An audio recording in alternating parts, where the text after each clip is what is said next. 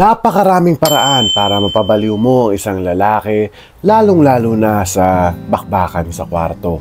So ngayong araw na to, pag-uusapan natin is napapabaliw mo ang isang lalaki kapag ganito mo kinain yung pipino niya. Yan pag-uusapan natin ngayong araw na to. Kung bago ka pa lang dito sa akin channel, please subscribe to my channel. And also maya pag nagustuhan mo itong video natin, paki-like na lang po ng video para tumasa po algorithm natin dito sa YouTube. And also, do not forget to turn on your notification bell para maging updated ka sa mga ina-upload kong videos every week. And also sa kalagitnaan nga po ng ating video ay meron tayong shoutout section na kung saan binabati natin ang ating mga mahal na subscribers na nagpapa-shoutout since last week. And also, don't forget to follow my Instagram right here. Ito po ang aking Instagram para makita niyo po yung personal life ko dito sa South Korea. At may mga ginagawa rin po tayong videos dyan.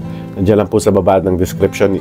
Click nyo lang po yung see more, makikita nyo yung link to my Instagram and follow me on my Instagram. So, let's go to our main topic for today. Mababaliw ang isang lalaki kapag ganito mo kinain yung pipino niya. Unang-una, huwag mo na munang antayin tumigas. Huwag mo na antayin tumigas, I mean. Kasi girls, usually kasi yung mga babae is marami pang ginagawa mga ritual bago bumaba dyan, mga pinapatigas muna. Kailangan humaba muna yung ano nila, yung pipino ng lalaki bago nila kainin, di ba? And alam niyo ba, bagong-bagong concept yan sa amin kapag, di ba, wala kayong pake kung maliit man yan o malaki. Isubo nyo na lang. Isubo nyo na lang at matutuwa talaga kami mga lalaki niyan. Lalo-lalo na kapag wala kang pake, as I said, wala kang pake. At kayo na ang bahala habang sinusubo mo yung pipino niya ay diyan mo na rin maantay ang paglaki niyan. Kaya huwag nyo na antayin na tumigas kasi bagong-bagong concept yan sa lalaki. At syempre, alam mo na yung lalaki kapag bago, ay yan yung kababaliwan niya. So, huwag mo na antayin tumigas bago isubo. Mababaliw ang lalaki kapag ganito mo kinain yung pipino niya. Up next is maghanap kayo ng bagong posisyon. Kasi usually kasing posisyon is yung lalaki nakatayo, yung babae is nakaluhod, and yan, nakakangalay po sa babae yan. Kaya nag-end up minsan yung mga babae ng bruises sa mga tuhod nila, mga pasa sa tuhod nila.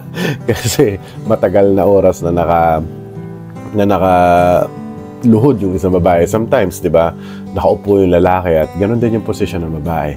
But if you're gonna try something new na pagsubo ng pipino ng isang lalaki, let's say, di ba, let's take it to the extreme, di ba? 69, yan, mag-69 kayo, di ba? Para hindi lang yung lalaki nagbe-benepisyo, pati ikaw din as a girl, di ba? Marami mga position or sometimes nakahiga yung lalaki and sa kama kayo, wag kayo sa mga ganito matitigas na concrete para hanapin nyo yung pinaka-main comfort zone nyo or bagong komportableng posisyon para sa inyo once na nakakainan kayo ng pipino at kinakain niya rin yung ensimada mo, di ba? So, yeah, girls, find a new position at trust me, as I said nga sa number 1, kung ano nga yung bago, yun yung kababaliwan ng isang lalaki.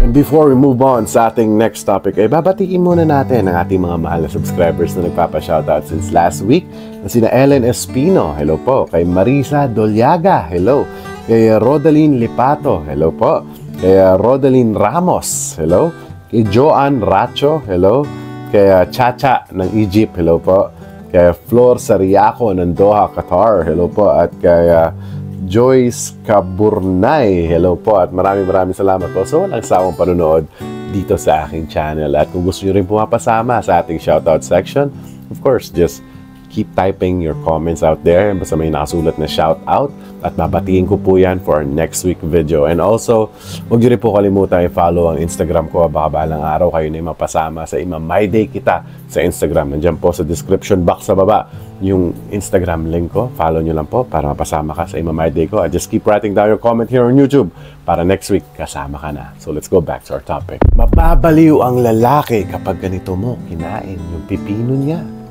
Up next is yung malalim. Diba? Sabihin na natin, yung malalim na pagkain ng pipino. Yung lubog na lubog talaga. Pag inutusan ka ng lalaki na, sige guys, subukan mo nga ng buo, trust me, gustong-gusto ng isang lalaki yan. Tested and proven. Alam na alam eh. Kasi isa rin yan sa gusto ko. So yeah, gustong-gusto ng lalaki, girls, yung malalim na pagkakasubo ng pipino nila. And for some other reasons, it gives us really, really good feeling. Really good hormones. We don't know why. Hindi rin namin alam kung bakit. But we just love it so much. At ayun pa yung pinaka turning point namin mga lalaki na kung gusto mong patirikin yung mga mata namin, yung parang umaangat yung puti na lang yung natitira. Yes, subong malalim ng pipino ang kailangan mong gawin sa lalaki na yan. And trust me, pag ginawa mo yung subong malalim sa pipino sa lalaki mo, ay, niwala ka, mababaliw at mababaliw yung lalaki na yan sa'yo. Mababaliw ang lalaki kapag ganito mo kinain ang pipino niya. Last but not the least is, tratuhin mo tong parang main event. Kasi minsan, yung tinatrato ng mga babae na main event is yung pagpasok na ng pipino at sa ensimada. ayun na pinaka tinatrato nilang main event. Pero, tratuhin yung parang main event ang pagsubo ng pipino niya. Kasi parang, di ba, minsan, parang tinitaken for granted na lang na, di ba, partner na gusto niya, kinain niya ako, kainin ko rin siya. Ganun yung nangyayari. But if you're gonna treat that like a main event, kasi minsan, the more na pinipressure mo yan ng pagsubo mo, ay the more na maaari siyang labasan na mas mabilis. Alam niyo yan, girls? Alam niyo yan? Kasi napaka-sensitive part po yan ng mga lalaki. So, if you're doing that so good at hindi mo tinrato na parang main event yan, ay magugulat ka na lang bigla. Baka may pumasok na gatas na dyan sa bibig mo, di ba? Biglaan. So, just treat that pipino a main event. I-treat mo na main event yan para isa na rin sa excitement ng mga lalaki yan. Trust me. Isa na rin sa pinaka-main excitement ng lalaki yan. It shows a good amount of respect.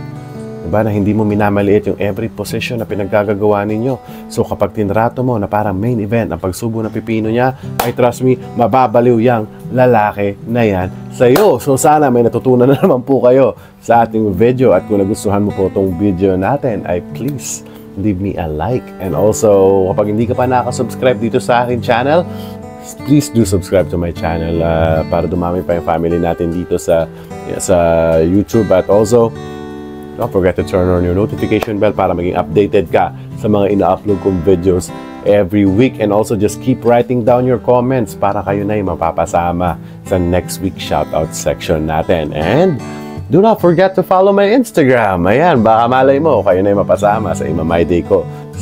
Ang pangalan ninyo sa Instagram, nabubulol pa.